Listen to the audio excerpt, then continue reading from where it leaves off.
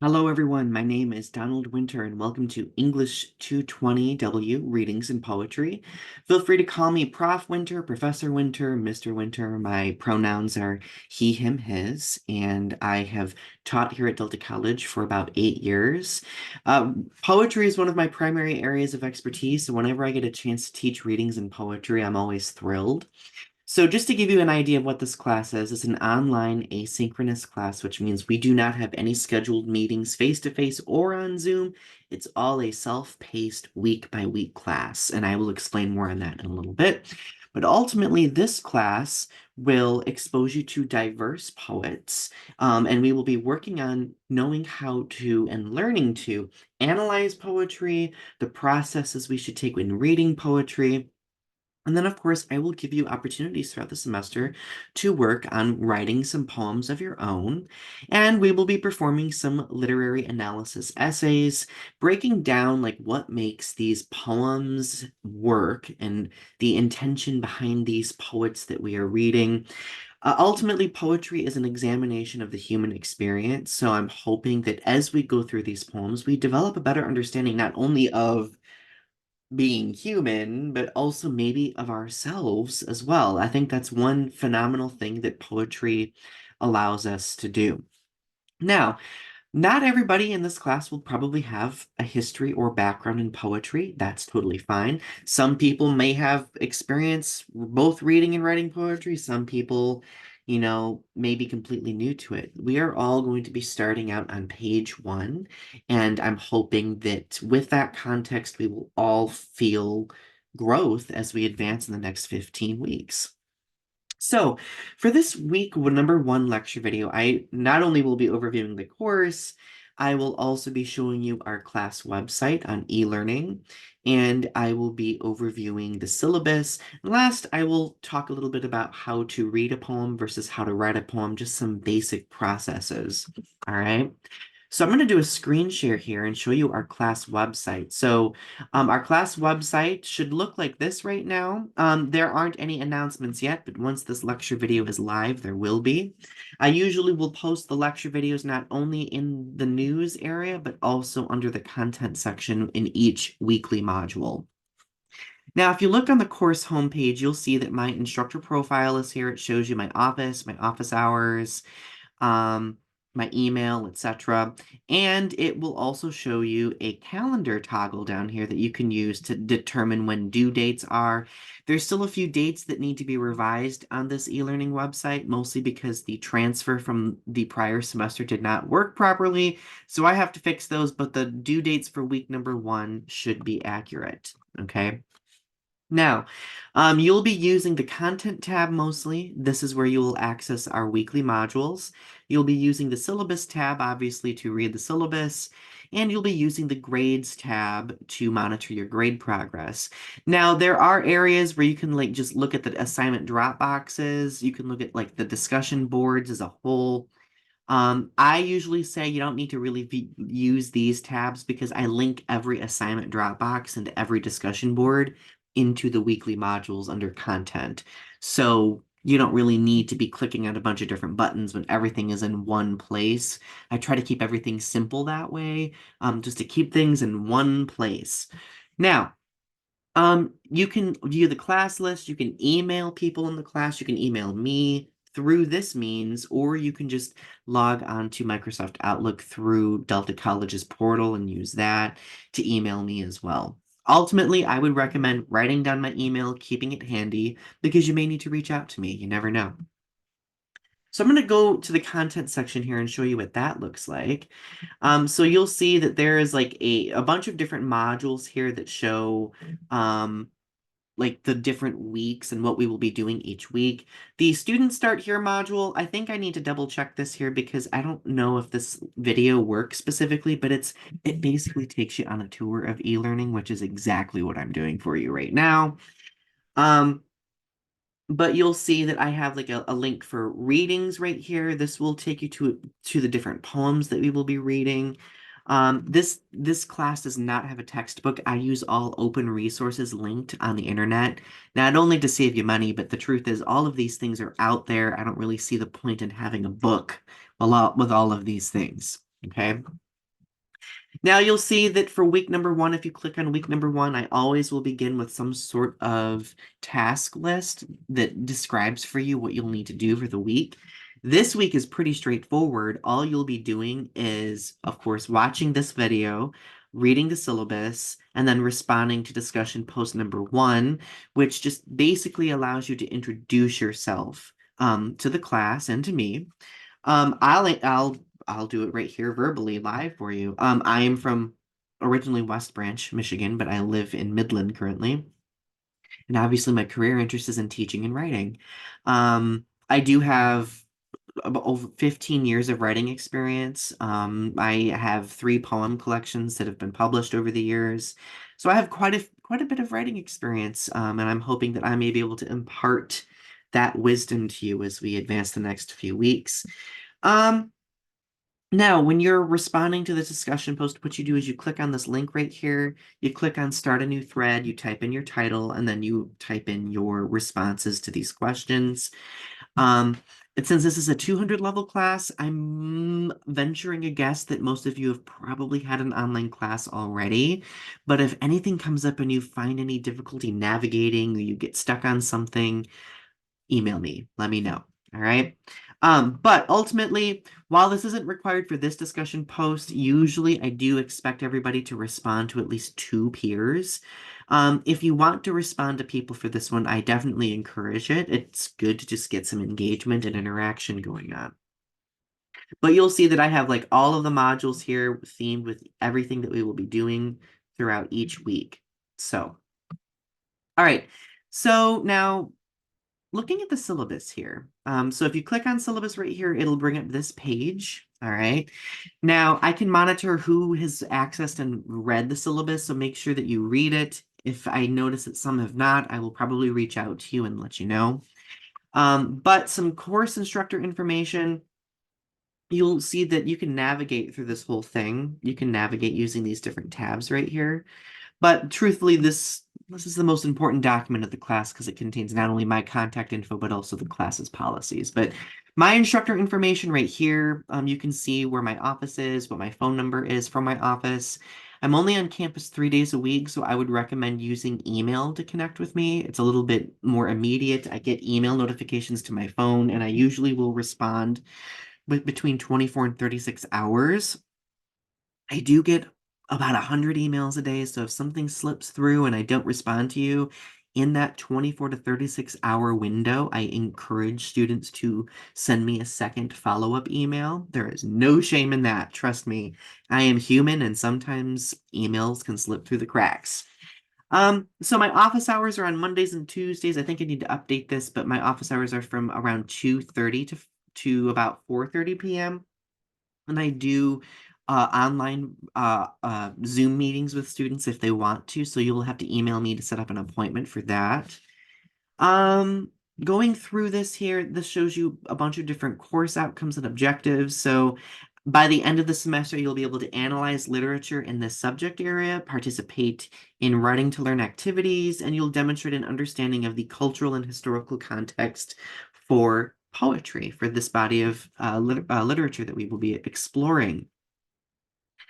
Technology requirements in any online classes at Delta, I would recommend that you use Google Chrome or Firefox to access e-learning, mostly because e-learning is not compatible with like Safari or Microsoft Edge. You'll find difficulty submitting assignments. To save yourself stress whenever you're accessing the internet using web browsers, Google Chrome and Firefox are the best way to go. Students also get a free access to Microsoft Office. So use this link down here to see some details on that because why not? However, if you prefer to use Google Docs, you're more than welcome to use Google Docs.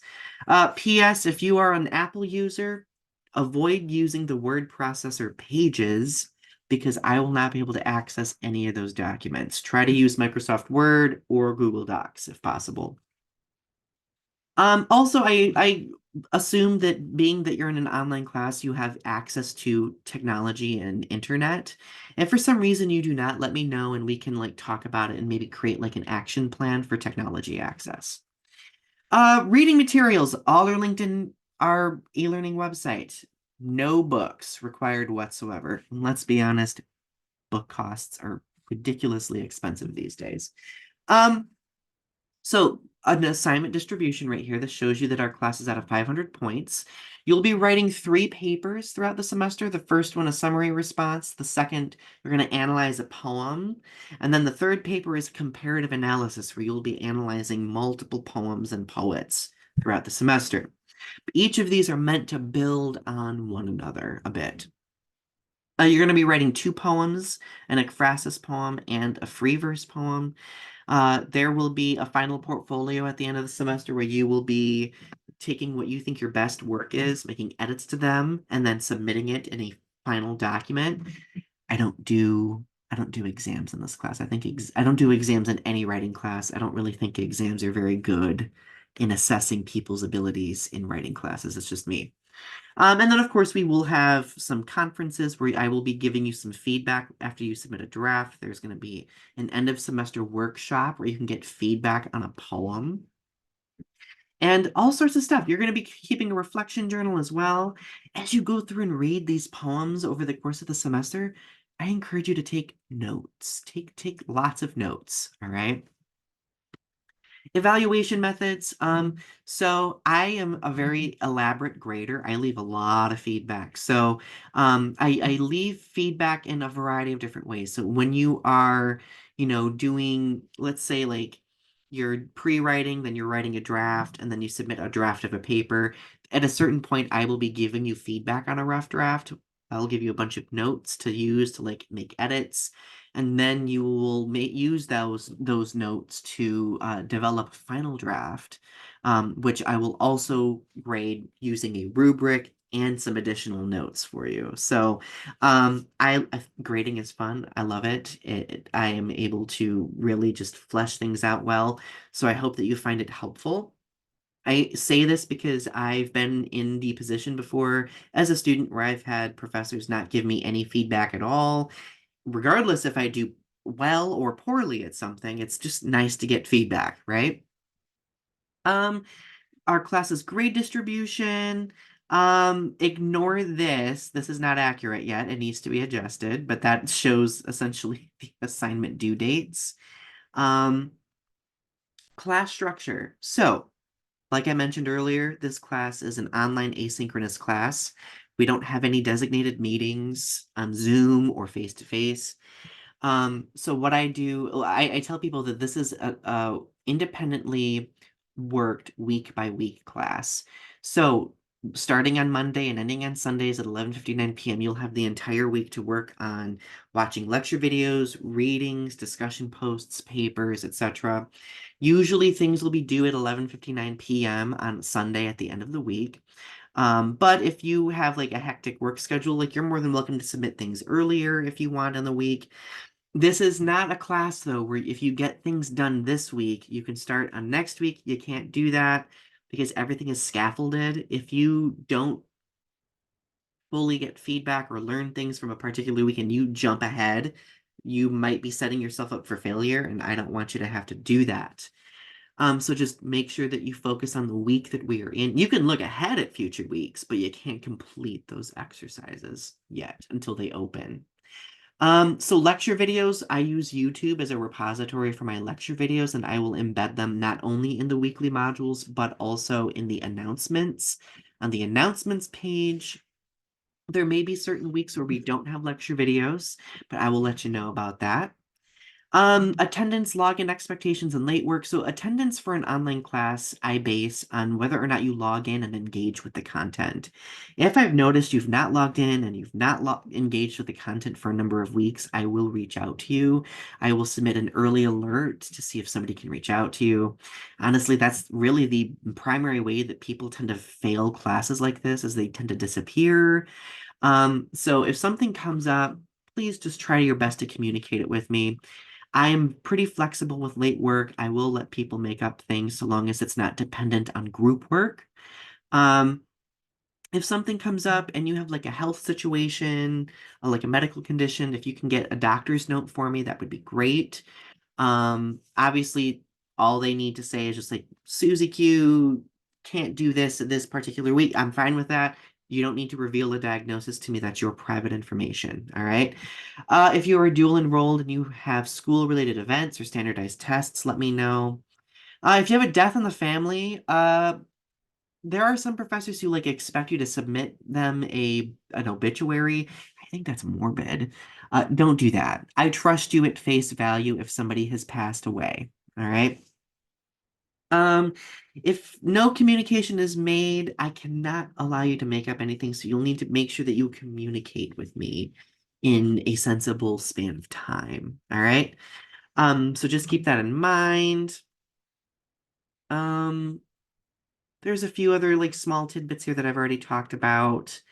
There is going to be some group work, like some peer reviews and workshops, so make sure that you actively participate.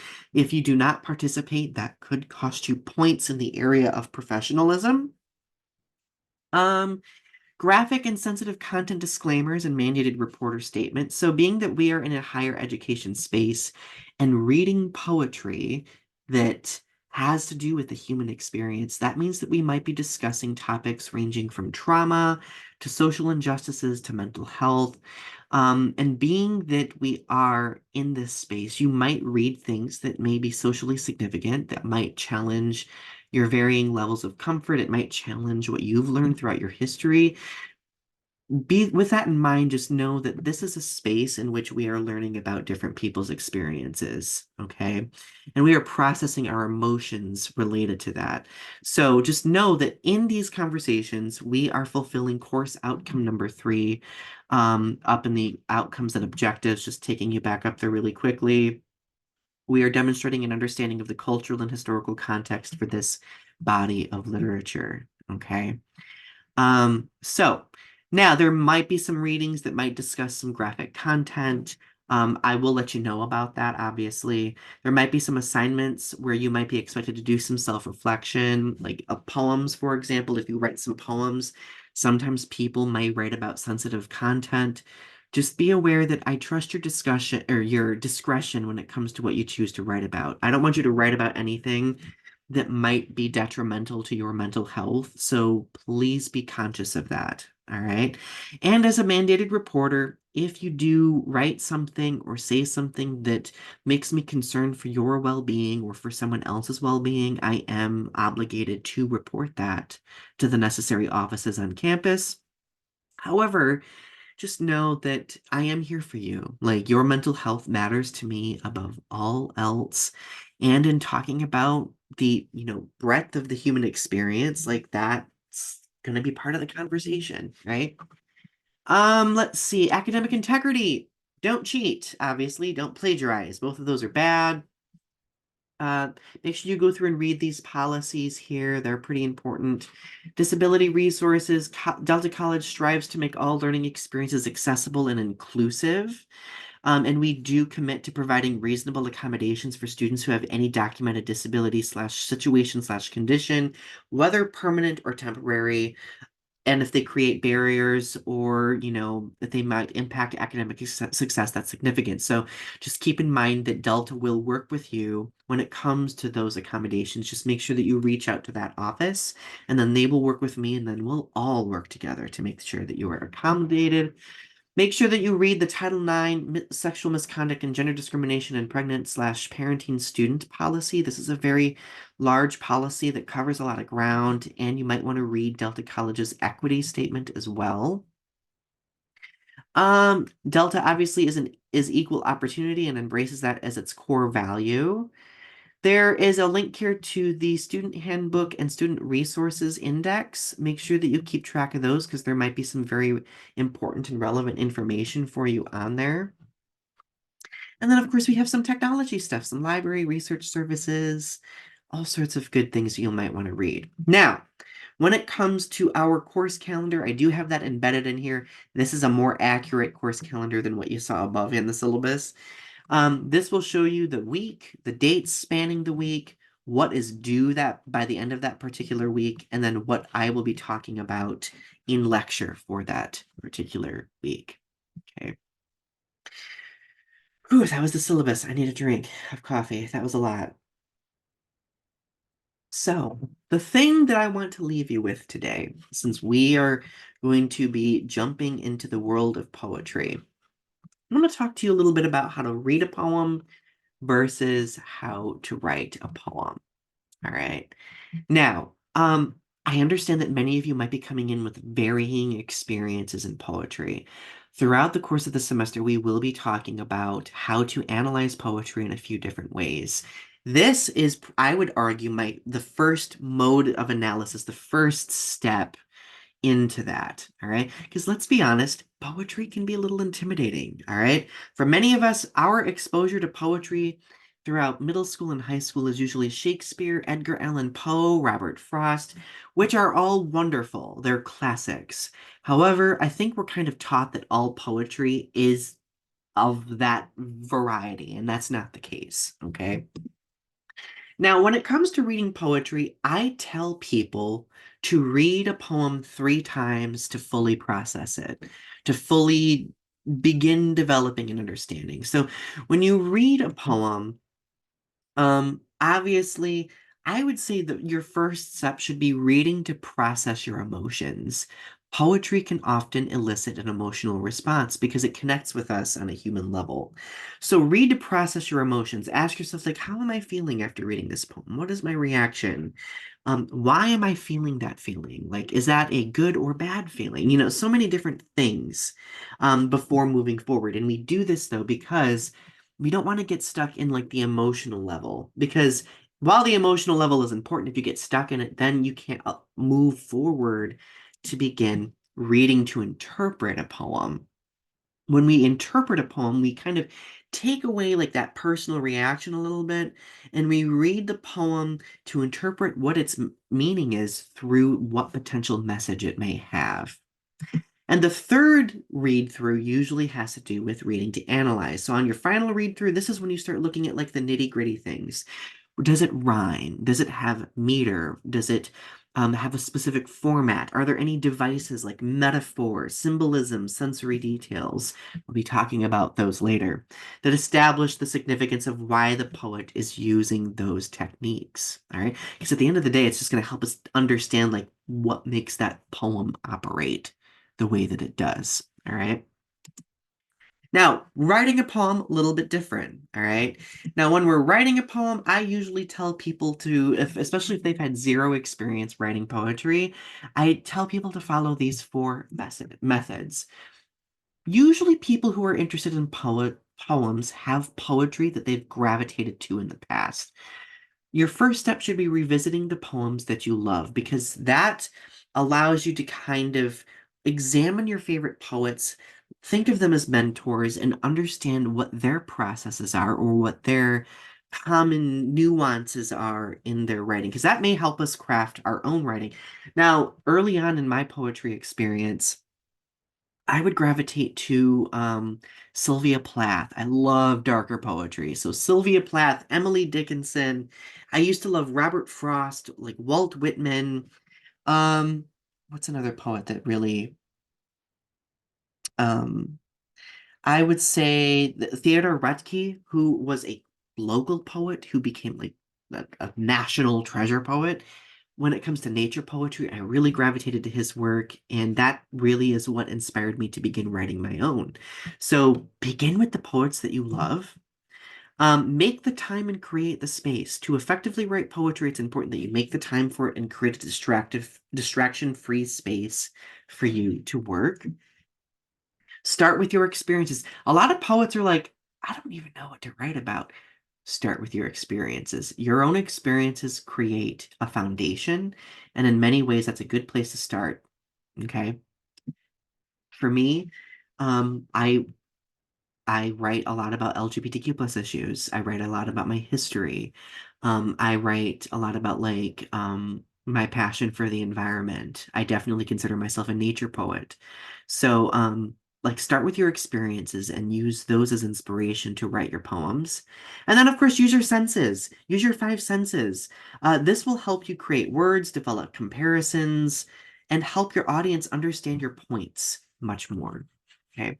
And obviously, we'll talk more about this as we go along in the future. I'm making sure I didn't miss anything else. Actually, I did miss something in that slideshow. One moment, let me bring it back up here. Misconceptions about poetry. Your poems do not have to rhyme. Okay, they do not have to rhyme. They do not have to be written in a specific form, though we will be talking about form this semester. They do not have to be about love or tragedy. Your poems don't have to be like Shakespeare. You're not expected to be Robert Frost, Edgar Allan Poe, or Shakespeare. Your poetry is an extension of your own voice. Okay. And I always like to end the first lecture video with this quote right here by Muriel Rukeyser: breathe in experience and breathe out poetry. Because your poetry is essentially an extension of who you are as a person. And as we read all of these poems throughout the semester, let's keep in mind that each poem that we read is an extension of that person's history, an extension of their community's history, and that's important because it's going to help us understand more about them individually and more about their community, what they've gone through, navigated, what they're addressing, so on and so forth.